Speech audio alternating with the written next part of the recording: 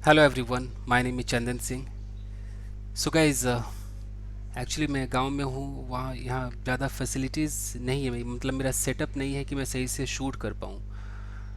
तो लैपटॉप है और इसमें सही से स्क्रीन रिकॉर्डर हो नहीं रहा है, फिर भी मैं ट्राई कर रहा हूँ। तो ये 11th क्लास का एक एनसीईआरटी का है, इंग्लिश का। पहला लेसन है कि the portrait of a lady. ठीक है, लिखा है खुशवंत सिंह ने। तो ये मैं पढ़ाता हूँ। आई थिंक 2 पार्ट में करना पड़ेगा क्योंकि मेरे स्क्रीन रिकॉर्डर में ज़्यादा रिकॉर्ड करने की शक्ति नहीं है। ठीक है, तो मैं देखता हूँ कितनी देर तक रिकॉर्डिंग होती है। तो ये कितने पेजेस के हैं? आई थिंक ये 6 पेज का है। 4 हो गया ये। 6 पेजेस के हैं ये। तो पहले मैं 2 पेज करने की कोशिश करता हूँ गाइस, फिर दूसरी वीडियो में करूँगा। चलिए शुरू करें। चलिए, the portrait of a lady. यहाँ पर तो कुछ इंग्लिश इंग्लिश के एक्सप्रेशंस है, इसकी हिंदी में बता दूंगा आपको। चलिए यहाँ से ट्रांसलेट करना शुरू करते हैं गाइस, फटाफट। चलिए इसको देखते हैं। यहाँ लिखा है कि माई ग्रैंड मदर, ठीक है, फिर कॉमा है, like everybody's grandmother, फिर यहाँ पर कॉमा है, तो इसको छोड़ देते हैं। यहाँ आते वॉज एन ओल्ड वुमेन। अब यहाँ कहने का मतलब है कि जो मेरी ग्रैंड मदर है, ये आपका सब्जेक्ट हो गया, और ये जो वॉज है ये इसका वर्ब हो गया। तो मेरी ग्रैंड मदर थी, क्या थी? एन ओल्ड वुमेन, एक बूढ़ी औरत थी मेरी ग्रैंड मदर। फिर है कि like everybody's grandmother. ये क्यों दिया है? एक कॉमा फिर दूसरा कॉमा, ये एक एक्सप्रेशन है, इसका मतलब है लाइक एवरी बडीज, जैसा कि सबकी ग्रैंड मदर होती है, सबकी ग्रैंड मदर की तरह मेरी भी ग्रैंड मदर एक बूढ़ी औरत थी। She had been old and wrinkled for the 20 years। अब वो ओल्ड थी, बूढ़ी थी, और रिंकल्ड थी, यानी कि झुर्रियाँ पड़ी हुई थी, for the 20 years that I had known हर, जो मैंने उनको जाना था। मैंने जितना भी उनको जाना था 20 साल से, उसमें यही जाना था कि शी हैड बीन ओल्ड, वो बूढ़ी थी, एंड रिंकल्ड थी, झुर्रीदार थी। हैड बिन क्यों लगा है? क्योंकि वाज वर हम लगा नहीं सकते। अगर कोई लंबे समय से ऐसा था तो आपको पता ही है, वाज वर हैड बिन हो जाता है, इज आर एम जो है वो हैव बिन और हैज़ बिन हो जाता है। ठीक है। पीपल सेड, लोग कहते थे, that she had once been young, कि वो भी एक बार कभी यंग थी, एंड प्रीटी सुंदर थी, and had even had a husband, और उनका एक पति भी था। But that was hard to believe, लेकिन उसको यकीन करना बड़ा मुश्किल था। My grandfather's portrait hung above the mantelpiece in the drawing room. मेरे जो दादाजी हैं, जो ग्रैंडफादर, उनका जो पोर्ट्रेट है, उनकी जो तस्वीर है, हंग, वो टंगी हुई थी, above the mantelpiece in the drawing room. Drawing room के अंदर एक मेंटल पीस, यानी कि जो हाथ वाथ सेकने के लिए फायर प्लेस होता है ना, तो उसके ऊपर का जो स्लैब है उसको मेंटल पीस कहते हैं। तो उस मेंटल पीस पर ही दादाजी की फोटो टंगी हुई थी। ठीक है जी। ही वोर अ बिग टर्बन, उन्होंने पहना हुआ था। हालांकि आजकल की इंग्लिश में वोर की जगह वेयरिंग ही बोलेगी, ही वॉज वेयरिंग, बट ये थोड़ा ओल्ड फैशनड है। तो ही वोर अ बिग टर्बन, एक बहुत बड़ी सी पगड़ी उन्होंने पहनी हुई थी, एंड लूज फिटिंग क्लोथ्स, और बहुत ही ढीला ढाला कपड़ा उन्होंने डाला हुआ था। His long white beard covered the best part of his chest. His long, उनकी जो लंबी और सफ़ेद दाढ़ी थी, कवर्ड, उन्होंने कवर कर रखा था, the best part of his chest. Best part का मतलब होता है अधिक, तो चेस्ट का अधिक से ज़्यादा, अधिक से अधिक जो हिस्सा था उसने, उस दाढ़ी ने कवर कर रखा था। हो गया जी?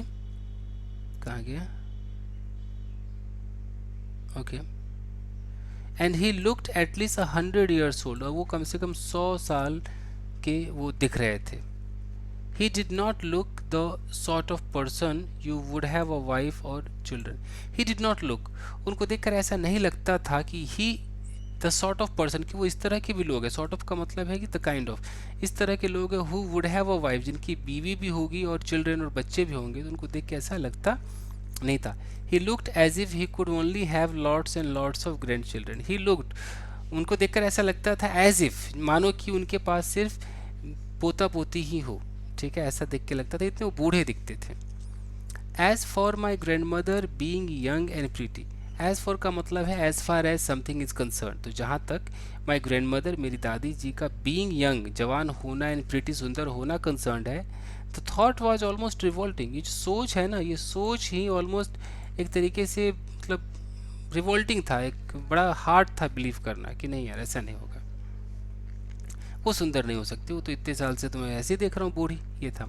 She often told us of the game she used to play, हमेशा वो कहा करती थी अपने उन गेम्स के बारे में जो वो खेला करती थी एज ए चाइल्ड, एक बच्चे के रूप में खेला करती थी। दैट सीम्ड क्वाइट एब्जर्ड, इसे देखकर लगता था क्या फालतूपन है, and undignified on her part, और अशोभनीय सा लगता था उनकी तरफ से। क्या कह रही है, क्या ये इस तरह कोई गेम खेलता है?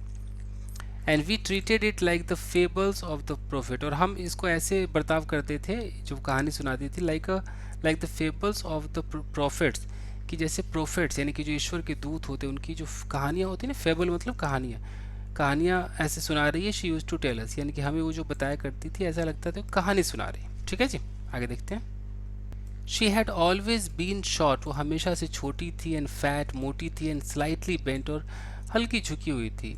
हर face was a criss cross of wrinkles, उसका जो चेहरा था उस पर एकदम झुर्रियाँ ऐसे क्रिस क्रॉस में इस तरीके से झुर्रियाँ थी।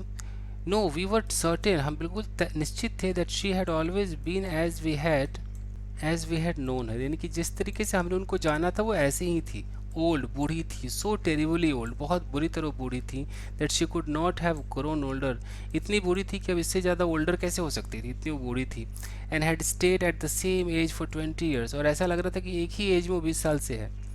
She could never have been pretty, कभी भी सुंदर हो ही नहीं सकती है। But she was always beautiful, लेकिन वो हमेशा से ब्यूटीफुल थी, यानी कि प्रिटी नहीं थी, यानी कि फिजिकली उतनी सुंदर नहीं थी, बट ब्यूटीफुल थी। ब्यूटीफुल तो इंसान काम से, बातों से भी होता है। शी होबल्ड अबाउट द हाउस, होबल्ड का मतलब होता है लंगड़ा कर चलना, तो पूरे घर में वो लंगड़ा कर चलती थी। इन स्पॉटलेस वाइट, स्पॉटलेस का मतलब है कि बिल्कुल दाग धब्बा ना हो, कोई स्पॉट भी ना हो, उस तरह का सफ़ेद, प्योर सफ़ेद पहनती थी। With one hand resting on her waist, एक हाथ उसका वेस्ट पर यानी कमर पर रेस्ट करता था। टू बैलेंस हर स्टूप, ताकि उसका जो झुकाव है, जो स्टूप है, उसको बैलेंस किया जा सके। And the other telling the beads of her rosary, and other जो दूसरा हाथ था, टेलिंग द बीट्स, टेल का मतलब गिनना भी होता है, बैंक वगैरह में देखा होगा बैंक टेलर लिखा होता है, तो telling the beads of the rosary, rosary का मतलब जो हाथ वाली जो माला होती है ना, माला जपते हैं लोग, 108 गिनते हैं, तो जो जो दाने आप देख रहे हैं वो आपका बीट्स है, और उससे जो बनी हुई माला है उसे रोजरी कहते हैं। तो अपनी रोजरी के उन बीट्स को गिनती रहती थी। हर सिल्वर लॉक्स वर स्कैटर्ड अनटाइडली, उनका उनके जो सिल्वर बाल थे, लॉक्स मतलब छोटी थी, स्कैटर फैले हुए थे, अनटाइडली फैले थे। ओवर हर पेल पकड़ फेस, यानी कि पीला और मुरझाया हुआ जो चेहरा उस पर वो फैला हुआ था।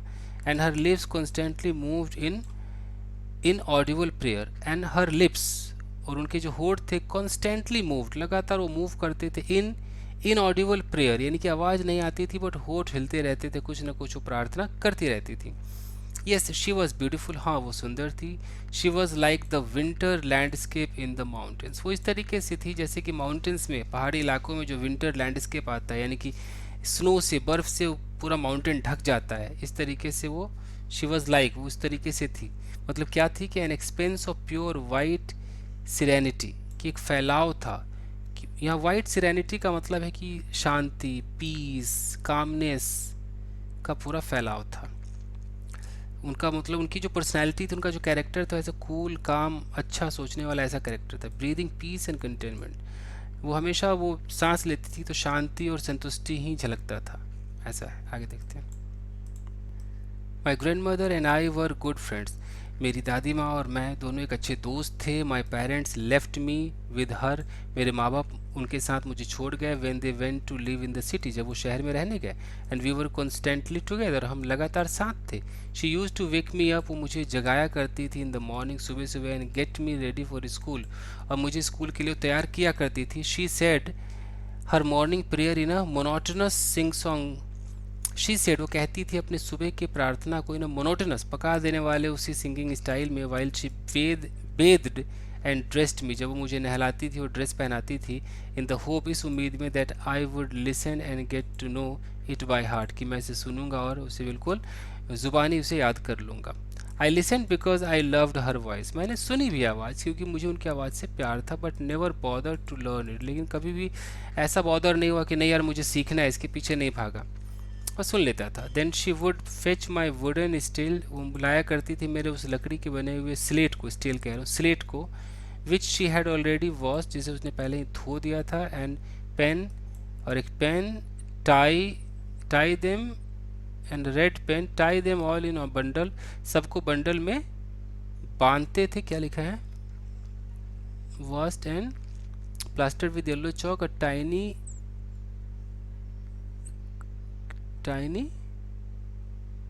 अर्थन, हाँ टाइनी अर्थन इंक पॉट, यानी कि इंकपॉट था जो छोटा सा बना हुआ था अर्थन का, एंड रेड पेन, और एक लाल पेन था। Tie them all in bundle, वो सबको एक बंडल में बांधती थी, and hand it to me, और मुझे वो देती थी। आफ्टर अ ब्रेकफास्ट, नाश्ते के बाद, ऑफ थिक स्टेल चपाती की बहुत ही मोटा जो बासी चपाती था, उस नाश्ते के बाद with a little butter and sugar spread, कि थोड़ा उसमें बटर भी स्प्रेड था और थोड़ा शुगर भी था ऑन इट इज़, पर वी वेंट टू स्कूल, हम स्कूल जाते थे। She carried several steel chapatis, वो कई बासी चपाती अपने साथ कैरी करके ले जाती थी फॉर द विलेज डॉग्स, गाँव के कुत्तों के लिए। My grandmother always went to school, मेरी ग्रैंड मदर हमेशा स्कूल जाती थी विद मी, मेरे साथ, because the school was attach to the temple, क्योंकि स्कूल वो जो था वो मंदिर से ही जुड़ा हुआ था, अटैच था। The priest taught us the alphabet and the morning prayer, जो पुजारी था वो हमें अल्फ़ाबेट सिखाता था और सुबह की जो प्रार्थना होती है वो सिखाता था। While the children sat in rows, जबकि बच्चे जो थे वो रो में, कतार में बैठते थे, ऑन ईदर साइड, दोनों तरफ, ऑफ द वेरांदा, वेरांदा के, सिंगिंग द अल्फ़ाबेट और the prayer in the coarse, और उस अल्फ़ाबेट को या प्रेयर को कोरस में, यानी कि पीछे पीछे वो गाते भी थे जो बच्चे थे। My grand mother sat in side, मेरी ग्रैंड मदर अंदर बैठती थी, रीडिंग द स्क्रिप्चर्स, वो पढ़ती रहती थी स्क्रिप्चर, यानी कि जो ग्रंथ बुक है। When we had both finish, जब हम दोनों ने समाप्त कर लिया होता था, we would walk back together, हम वापस आते थे। This time the village dogs would meet us at the temple, इस समय, this time the village dogs, इस समय जो गांव के कुत्ते थे, वुड मीट अस, वो मिला करते थे हमसे, eight the temple door, temple के डोर पर। They followed us to our home and growling and fighting with each other for the chapatis we threw to them. They followed us, वो हमें follow किया करते थे, to our home, हमारे घर तक, एंड ग्राउलिंग, गुर्राते थे, and fighting with each other, एक दूसरे से वो लड़ाई करते थे, फॉर द चपाती, चपातीज के लिए, वी थ्रू टू देम, जो हमने उन पर फेंका था। When my parents were comfortably settled in the city, जब मेरे माता पिता सिटी में पूर्ण रूप से सेटल हो गए, दे सेंट फॉर अस, उन्होंने हमें बुलवाया। That was a turning point in our friendship, वो एक घुमावदार जो था वो पॉइंट था हमारे दोस्ती में।